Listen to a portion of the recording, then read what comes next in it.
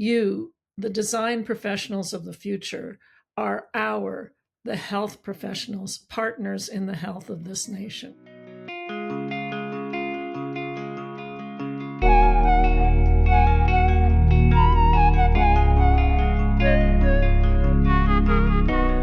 Dr. Esther Sternberg may not have predicted she would author several books on the built environment's impact on human health. After all, up until 2012, she was working as a senior scientist at the National Institutes of Health studying the brain-immune connection. But a chance encounter in 2000 with then research director for the U.S. General Services Administration would forever change the trajectory of her research work. And it started with one question: can we measure the impact of a workplace on employees' health, happiness, and productivity? A question she answers in her latest book, Well at Work. Today, Dr. Sternberg serves as professor of medicine in the University of Arizona College of Medicine and as the research director of the Andrew Weil Center for Integrative Medicine. She's also an advisor for the International Wellbeing Institute, and it's through this work and her various roles that she advocates for design professionals to view themselves as health professionals and as true partners in the health of the nation. And that's where our conversation begins. I think it's such a great way to kind of set the tone.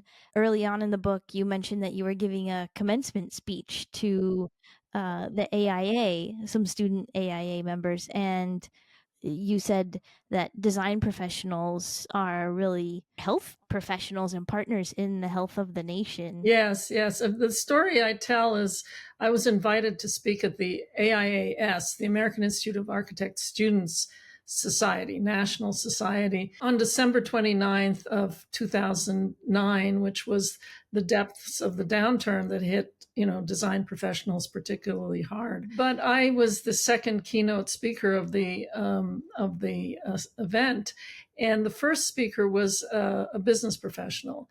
And he started off by telling these graduating students from across the country, from around Canada as well, to forget about it. There are no jobs to be had. The major architecture firms are shedding their, especially younger designers. And I felt then I have to stand up and give a talk, and it was like speaking to a funeral. And so I jettisoned my remarks, and this is the story I tell in the opening of the book. And I went to the front of the stage and I said, look, you, the design professionals of the future, are the health professionals, partners in the health of this nation. And we can't do it without you. We cannot tell people to go home and exercise if there's no place to exercise. We can't tell them to meditate or to reduce their stress if there's no place to do that in. We can't tell them to walk more if they live in loop and lollipop suburbs and it's dark and there's no sidewalks and they can't walk. And I got a standing ovation at the opening of my talk. So that was very reassuring, and it really bolstered my idea that we really are partners in health. And it actually launched a whole idea at the American Institute of Architects. Unbeknownst to me, there were two presidents of the American Institute of Architects in the audience. And when I was signing the books, these two gentlemen came up to me, and one was George Miller and the other was Clark Manus. And they said, "You've given us an idea." And I said, "Oh, what's that?" And they said, "We want to embed health and well-being in all the AIA knowledge communities." And they did that. They launched the Design and Health Leadership Group, which turned into the Design and Health Research Consortium, and continues to this day to focus designing for health and well-being. So for physical health and emotional well-being, not only in healthcare design, which it was already being done, but in all aspects of design. So that was really very rewarding for me to see as a writer, to see the ideas that I put forth. That was in my previous book, by the way, Healing Spaces, The Science of Place and Well-Being. And it was very rewarding to see that a book could inspire real change, and it continues to this day. And inspire those students to give them something to differentiate themselves by. Well, I tell the story actually in Well at Work, creating well-being in any workspace, which is kind of, they're kind of bookends. The healing spaces came out at the beginning of the downturn, and Well at Work came out right after COVID.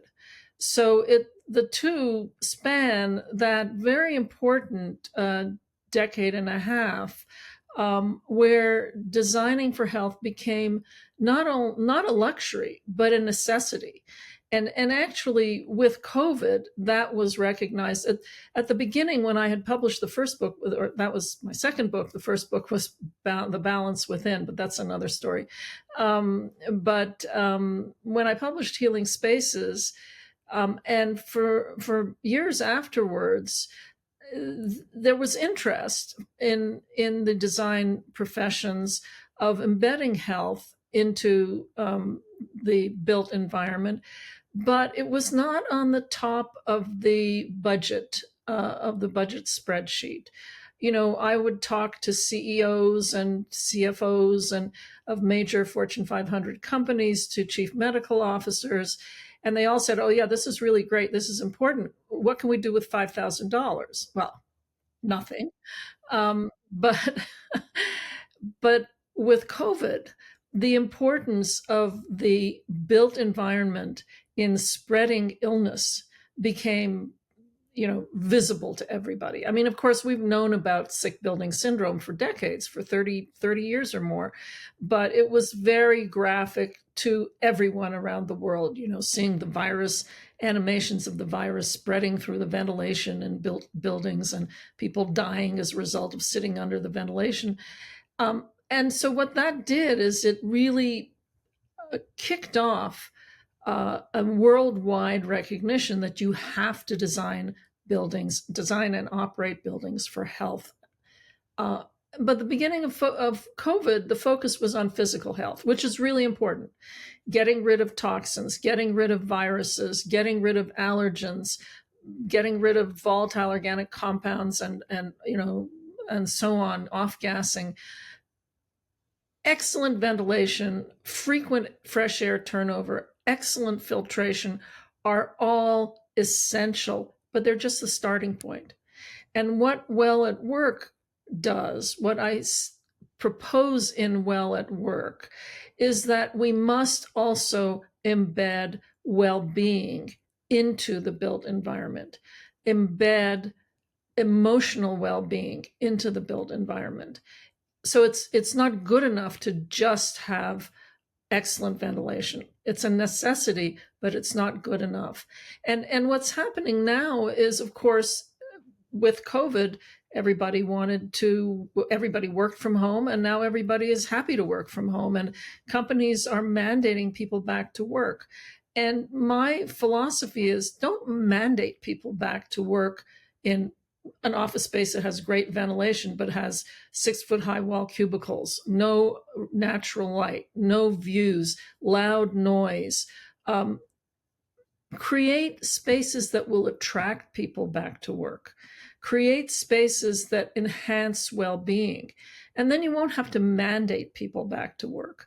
And create spaces that allow amenities like healthy nutrition, like yoga or Tai Chi, spaces to contemplate, to go offline. Think about the building not only as the interior space, but also the exterior space. Is there a garden to walk around? Is there the ability to access nature? All these things are really important to enhance emotional well-being as well. Yeah, it's so true, and it's been fascinating to watch just over the course of even the decade that how it shifted from, I think at one point simply having an ergonomic workstation was considered a healthy work environment, and now we know it's so much more. Yes, yes. And the framework that I use in the book is the framework of integrative health. So I'm research director at the Andrew Weil Center for Integrative Health, Integrative Medicine. And the Andrew Weil Center has defined 7 domains of integrative health. And it is possible and I believe necessary to design the built environment to incorporate and embed all 7 domains. So, what are they? Sleep, resilience, movement, relationships, spirituality, nutrition, and environment. And the environment includes both clean air and the green environment, nature. So, for example, if we start off with how do you embed sleep in the built environment? Well, it doesn't mean that you want people to be sleeping in the office, although although it's not a bad idea to have nap spaces. And actually, Google does this with these nap pods, because some people may need to take a nap in the middle of the day and refresh themselves in order to enhance their resilience. But really, what is important for sleep at night is counterintuitive. It's what you do in the day and in the morning that helps you sleep at night. So much of what I write about in the book is based on my over 2 decades of work with the U.S. General Services Administration with Kevin Campshire, who we started out when I was a senior scientist and section chief at the National Institutes of Health. Kevin was was research director for the GSA, and he came to me as a sister agency and asked if whether I could help him measure the impacts of the environments of the over 374 million square feet of office space for over 2 million office workers that the GSA oversees. Could I help him measure the impacts of those spaces on health and well-being and get a granular prescription for a healthy building? And so we started back in 2000 using wearable devices, wearable health tracking devices, to measure the stress and relaxation response and movement. And we also asked questions to the smartphone about how people were feeling. And then we continued those studies after I left NIH and moved to the University of Arizona, where we use state-of-the-art wearable devices, health devices, as well as wearable environmental tracking devices.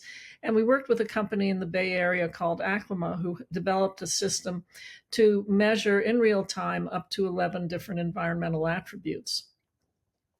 And we, using big data analytics, we linked many of these health outcomes to many of these environmental attributes. And in the end, by the time Kevin Campshire became director of high performance federal green buildings for the GSA and chief sustainability officer for the GSA, he was in a position of power to implement this prescription for creating and operating healthy and well-being spaces. And and in fact, the data that we and others gathered under his guidance are being used now for post-COVID reentry for the entire federal government. So what are some of the things we found? We and other researchers that worked with the GSA, Mariana Figuero especially, found that bright morning sunlight, full spectrum circadian sunlight, is very important between 8 and noon, 8 a.m. and 12 noon, to have healthy sleep. People who are exposed to bright morning sunlight fall asleep faster, they have better quality sleep, and they wake up more refreshed and in a better mood. We also found in our studies that the more you move during the day, the better your sleep is. And that had to do with the office layout. So when we published our paper in 2018 showing that open office design was better for your health because you moved more during the day, up to 32% more active. People in open office design were 32% more active than people in private offices and 20% more active than people in cubicles. And those people who were more active during the day were significantly less stressed when they went home at night, and they had better sleep, and they woke up more refreshed and less fatigued the next day. So those are the kinds of things that we were able to prove in an objective fashion. That was fascinating, and you even throughout the book you give some strategies for how to optimize some of these things. And for instance, with the daylighting during that 8 to noon, and positioning, if you can, your workspace next to a north facing window, or integrating blue LED lights in the morning time and red towards the evening to Right. mimic the sun. So yes, I do give a lot of tips of what you can do, in your workspace wherever it is. And that's why we titled it Creating Wellbeing in Any Workspace. Because if your workspace is at home, you can use these tips to create a healthy well-being workspace. If you're in the office and the office building, you can advocate for better working conditions. I could certainly go and talk to your supervisors, and or you could give them the book so that they could understand how important it is to keep people happy and healthy in their workforce. But the other thing you can do, if while you're waiting for the building to be updated, is you can do things on your local desk. So one of the things we found was that humidity mattered. So when it's too dry, less than 30%, or when it's too wet, greater than 60%. So outside of ASHRAE standards, the stress response is up to 25% higher. That's a lot of stress level, and people are not aware of it. In all of this, when I talk about the stress response, it's stress response measured by the wearable device. But when we asked people whether they felt stressed, they said no. So you're not even aware of how stressed your body is, how hard it's working to keep you comfortable. So one thing you can do, if it's too dry, put a local humidifier at your desk. If it's too wet, put a dehumidifier at your desk.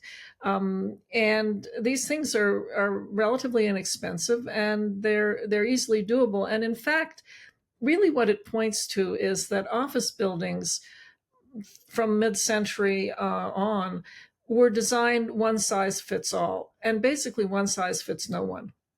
So the future really needs to be designing individualized workspaces for comfort, whether it's humidity, temperature.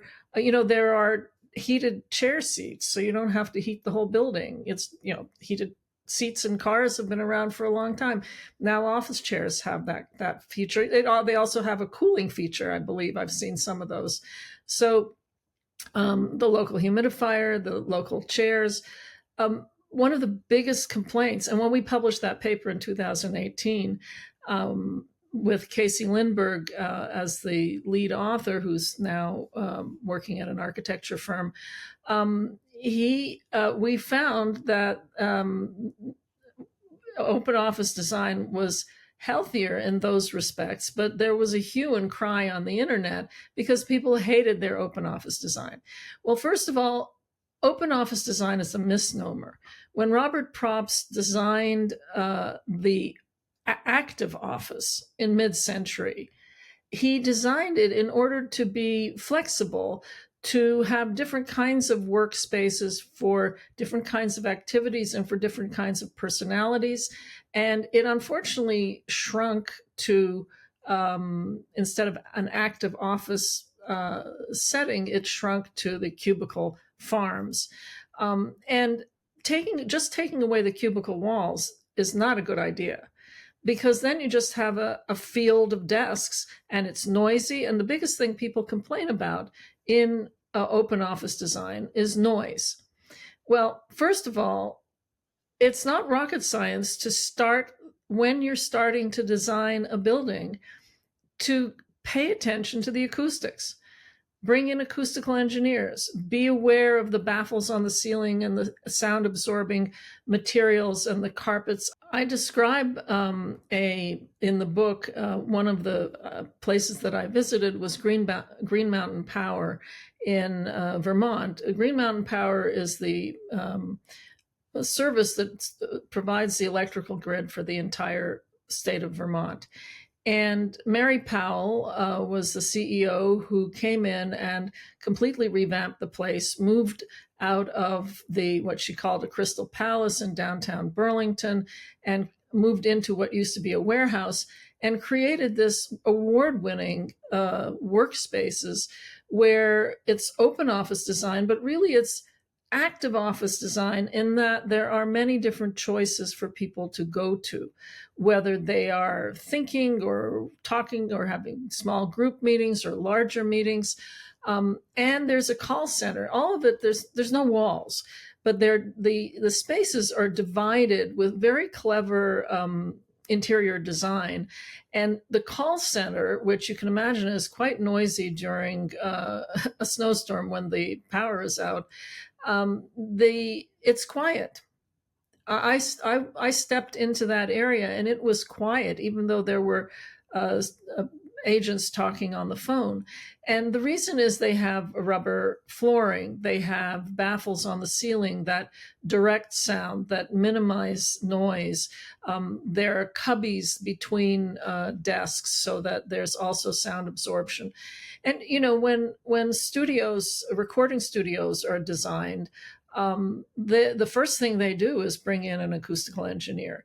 There are new technologies now that can direct sound. If you go into a museum and you stand in front of a painting and you can hear, you're bathed in a cone of sound, sort of like in the movie Get Smart, where there's a cone of silence, but we can really create cones of sound that the person next to you doesn't hear. So there are many, many ways to mitigate the downside of open or active office design while maintaining the benefits of that sort of interior design. I do describe a number of places that I visited in the book that give examples of all of this. Bringing plants indoors, bringing the outside in, whether it's with nature, creating nature spaces around the office buildings, and creating it in your own home. Yeah, and I have a few questions on that, but I kind of wanted to take a step back. What initially sparked your interest in, or what got you into researching the impacts of our built environment on health? Thank you. That's a great question. That is a story I tell in the book. So I like to say that the book is divided into three parts. The first part is the stories of how this all came about. And my editor, when she first read the draft, said, "Oh, it's like the Marvel universe. You're introducing all the characters." And that's what I do in that first part of the book.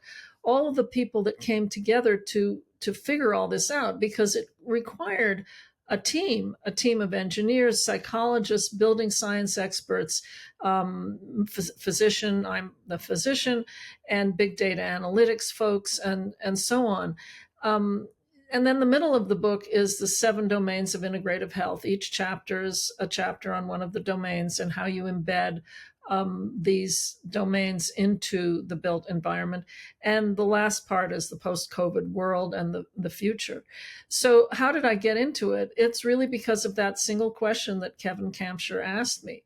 And what happened is we were at a conference in San Diego, and I didn't know Kevin at that point, and he turned to me and he said, can you help me measure the impact of these office spaces that I'm overseeing on health and well-being using the technologies that I was familiar with, because I was studying stress. I'm trained as a rheumatologist and arthritis doc, and I was at the National Institutes of Health studying the brain's stress response and its impact on the immune system in rats. And I discovered that the brain's stress center is very important in susceptibility and resistance to inflammatory arthritis in rats.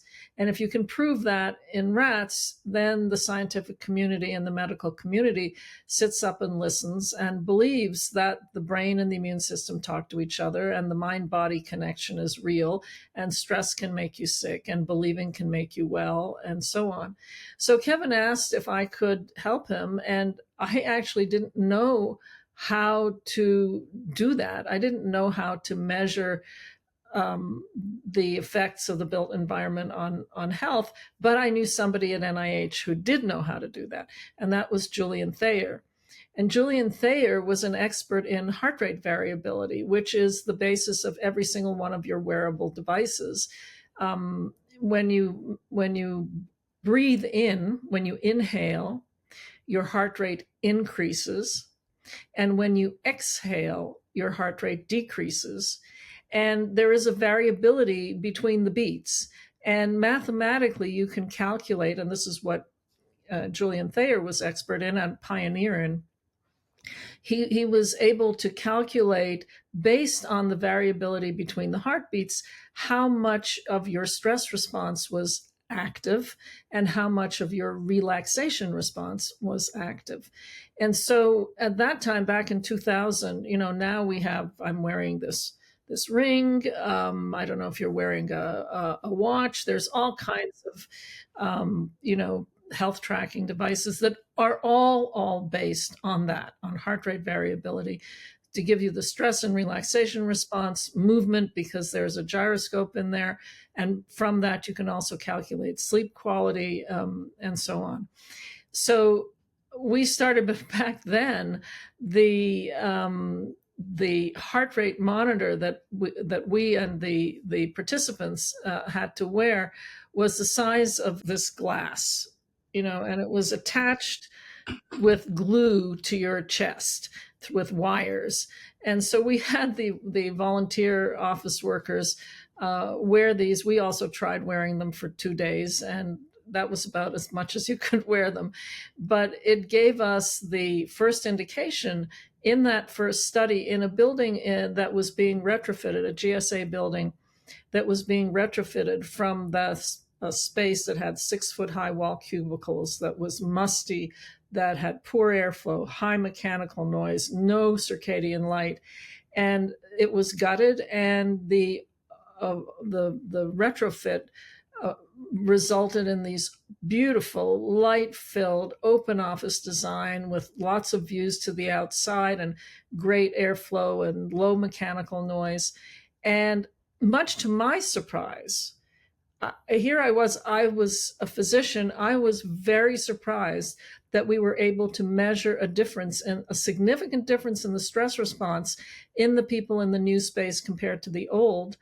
And even when they were sleeping at night, we found that the people in the new space had significantly less stress response, and during when they went home and at night, compared to the people in the old space and compared to themselves in the old space. So that really, for me, was the aha moment, that I was not aware of how much the built environment impacted health and well-being. And the interesting thing is, these participants in the study were not aware of it either. When we asked them, did you feel stressed or not in the moment? And they were not aware that they were more stressed in the old space compared to the new space. And that finding carried on to our updated studies, begun in 2013, and we completed the last study in 2018, published the last paper about it in 23, so last year.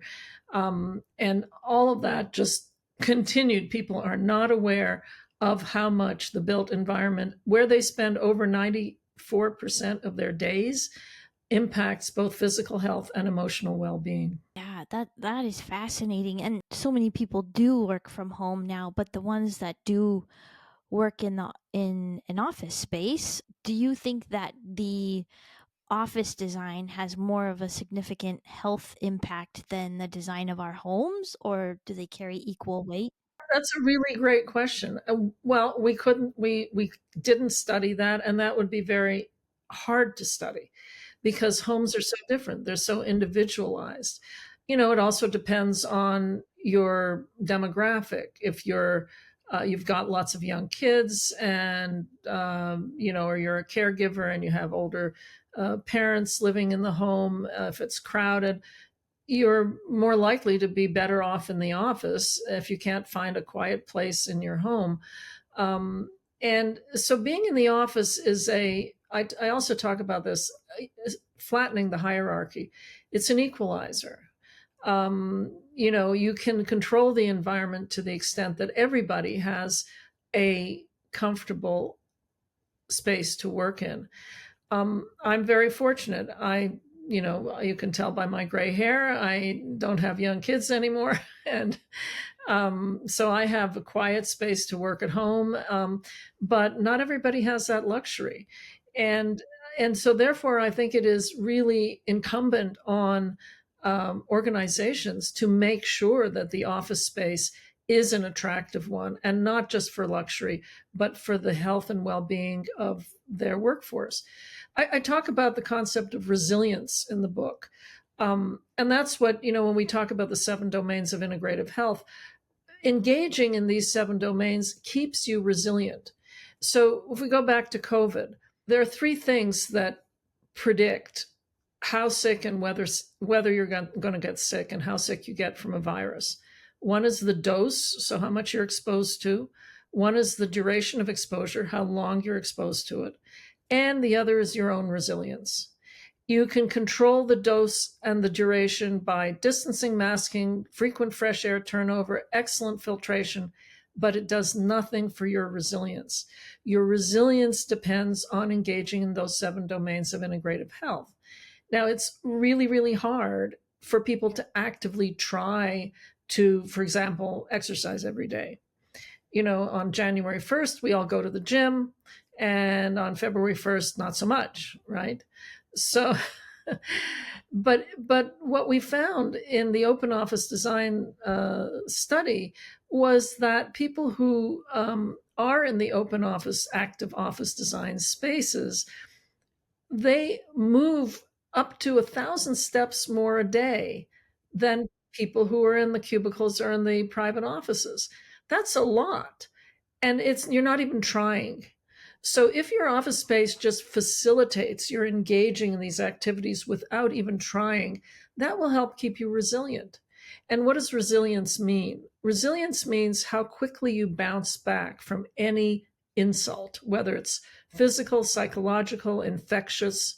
So think about a rubber band, a new rubber band. You pull it, stretch it, and then let go, and it bounces back. An old played rubber band, you pull it and stretches, and then you let go, and it's just limp. Well, that's the difference between resilience and not resilience. And it is important to design the spaces where you're spending 90% of your time to help keep you resilient. Yes, and earlier we talked about just how there are so many different, designing a workspace to meet all of the different needs of the individuals who occupy it. And obviously, there's different personality types, body types, things like that. So, for a designer going in, I guess where should they start? I'm not sure where they should start, but they should certainly keep in mind all of what you just said. There are many different personality types, many different body types. And importantly, even in your one body and your one personality, at different times of your life, you may need different kinds of spaces. Whether you're feeling ill or whether you're stressed for other reasons, you may not want to be with a whole lot of people. You may want a quieter, darker, library like space. One of the things we found is that people who are more introverted were happier and less distracted in quieter, in more enclosed spaces. That's not a huge surprise.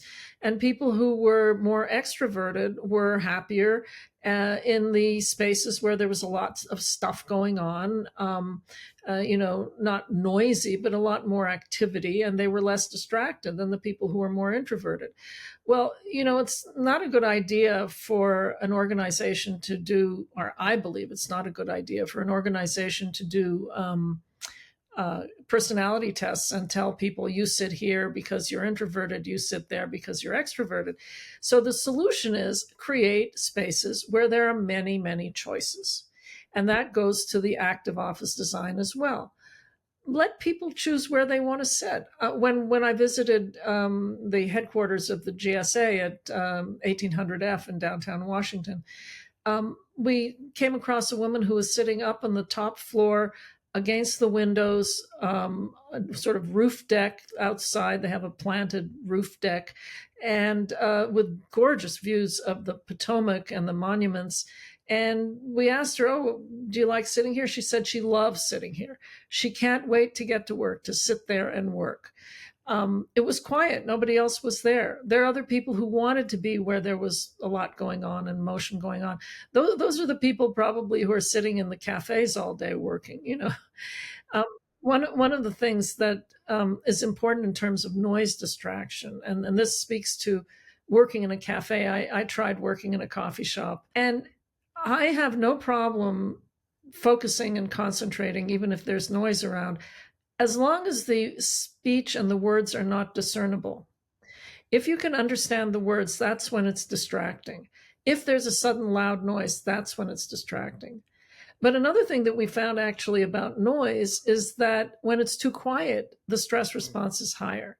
There seems to be a sweet spot of about 45 decibels where the what we're calling the well-being response is highest.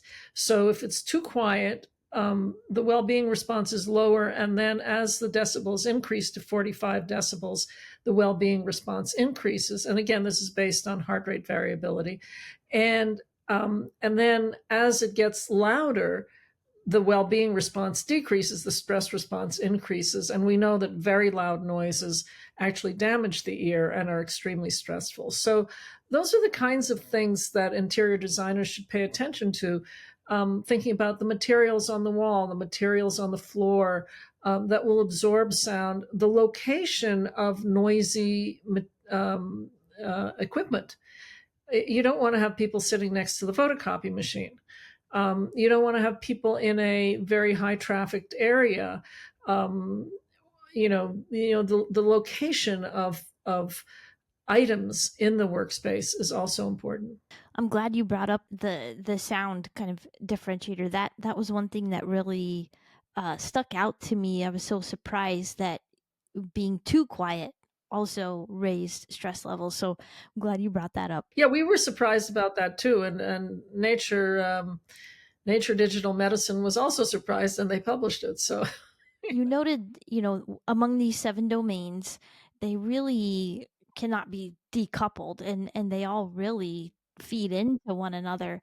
But if if there's perhaps a limited budget or some other constraint, is there an area that you would prioritize? that's a great question. I think the way this has to be done, and this is the way interior designers and architects and design professionals work with their clients in any case, is to sit down with the client and say, first of all, you have to understand the building. What needs to be updated, what is the budget, what is their priority.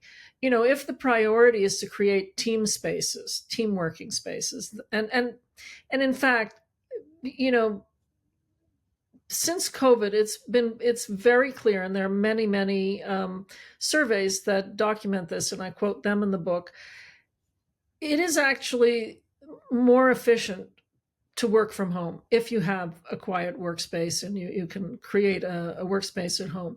It is more efficient for work, heads down work, for writing, for IT. That sort of thing where you need to have quiet and control of your environment. What's missing working from home is connection with others. Back to back video conferencing is very straining.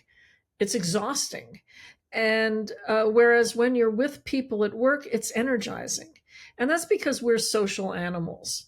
Humans need to be with others. And so it's important to think about the workspace. The main purpose of the workspace now really should be for creating community, for creating team connection, and I talk about that in the book as well. So designing to enhance teaming is very important. Now, if an organization has other goals, other missions, you need to work with them to figure out what is the priority for that kind of design. You mentioned too that in the book you obviously tour a lot of different office spaces, and you note some of the best practices that you found among some of those. But I was curious if there's been any in more recent, like since the book has been published, if there have been any offices that you've been in that have really stuck out as good design. Yeah, well, I have to tout the Andrew Weil Center for Integrative Medicine new building complex. So I do describe in the book that Dr. Weil, we call him Andy, asked me to convene a committee of architects and building experts, and I convened a committee of the design of the Dean of the College of Architecture, Planning, and Landscape Architecture, several of her faculty, and Kevin Campshire and Brian Gilligan from the GSA. And the goal was, how do we embed the 7 domains of integrative health into these 3 buildings? We were very fortunate to work with architects from Line and Space. Henry Tom is the lead architect. And rather than, I said at the beginning, if a bunch of architects came to me as a doctor in the emergency room and told me how to take care of my patients, I would be pretty upset. So, I hope that the architects don't mind that a bunch of doctors are telling them what we want.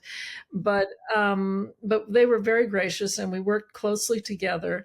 And the first convening, we explored, how do we embed the 7 domains of integrative health into these 3 buildings. We were calling them the mind building, the body building, and the spirit building. The mind building was to be the place where the administration goes on. A lot of what the center does is training online, all levels of health professionals to do integrative health. So there's a large internet, IT, and online education group. So that's the mind building. The body building, which is now the Cantor building, because we had a gracious donor, Iris Cantor, who supported that building, is a large open space that supports, can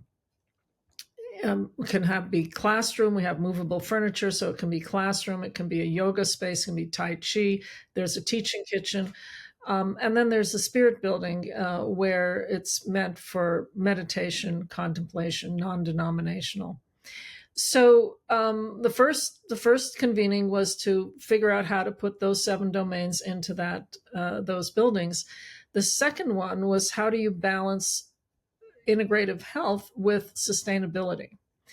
And that's a big one, because in the first iteration, the building had a lot of glass to bring in circadian light, but you can't build a glass box in the desert because it will just absorb too much heat.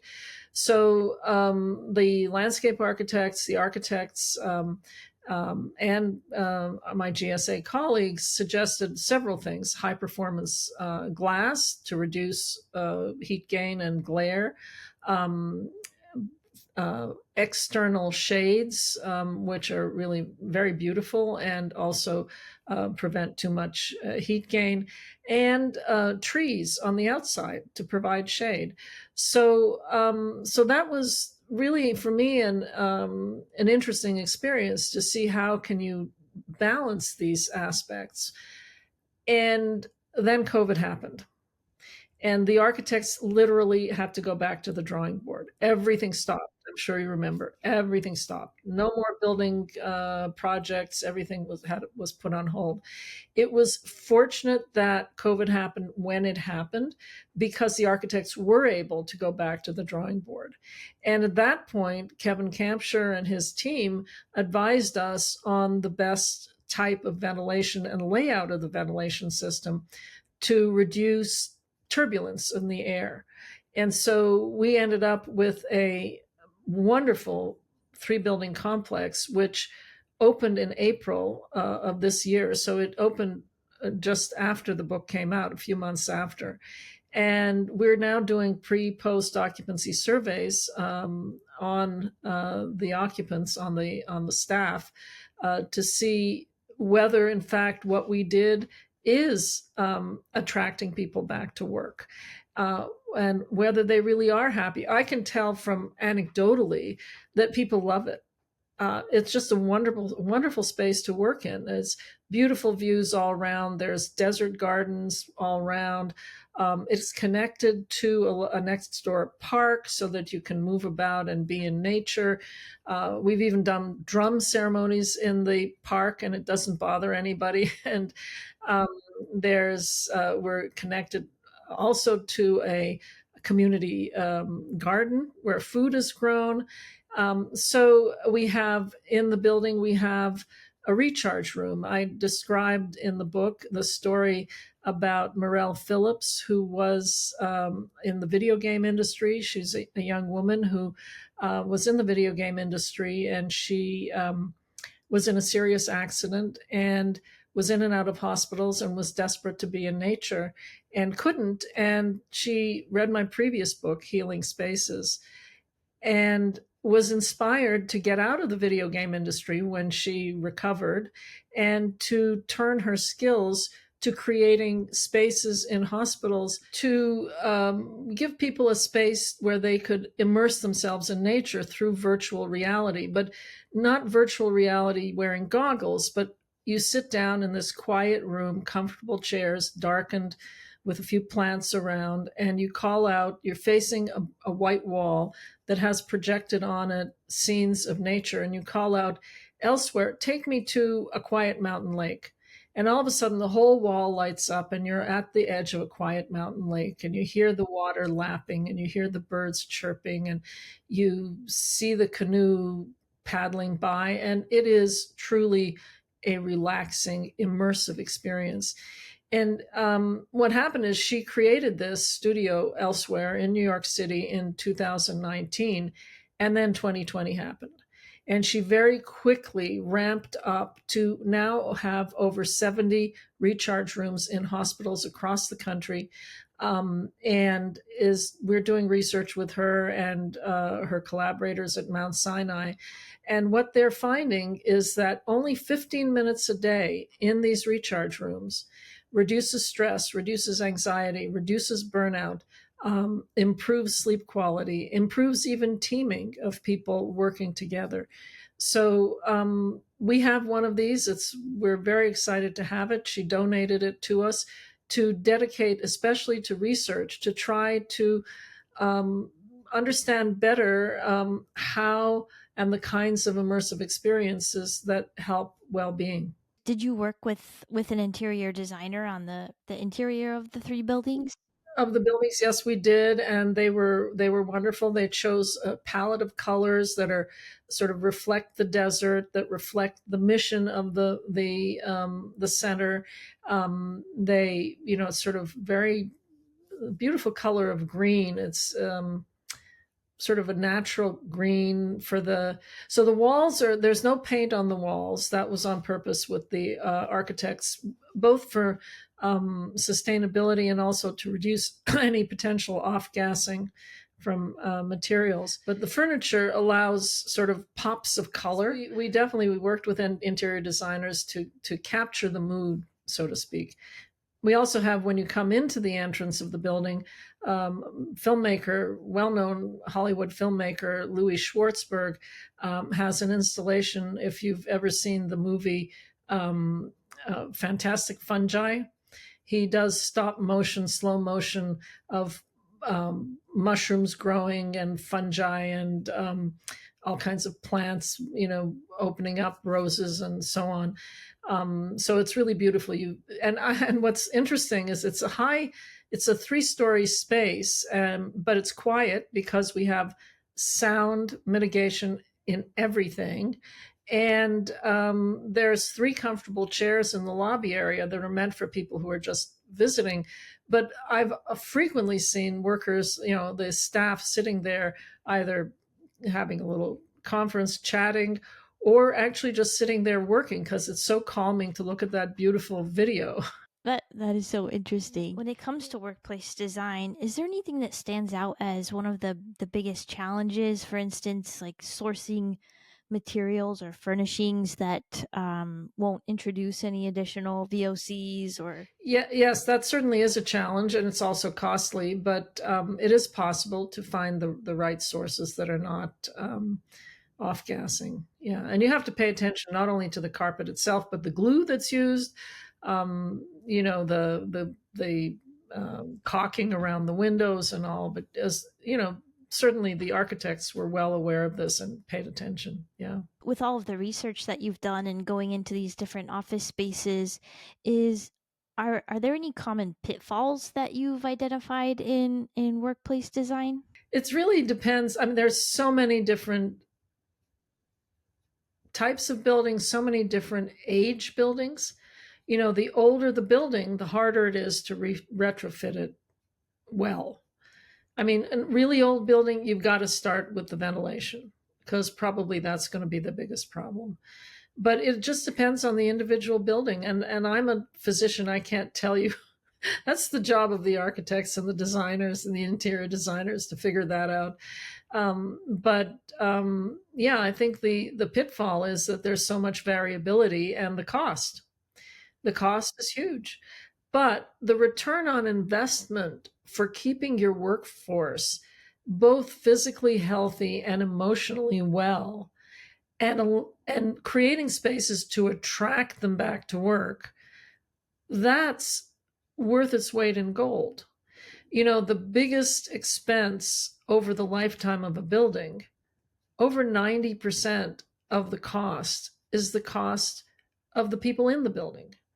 So as long as the organization recognizes that the people come first and is willing to spend the money to create such well-being spaces, I think that could be the and I say this in the book, that could be the silver lining of COVID, that organizations are becoming more and more aware of how important it is to design for both physical health and emotional well-being.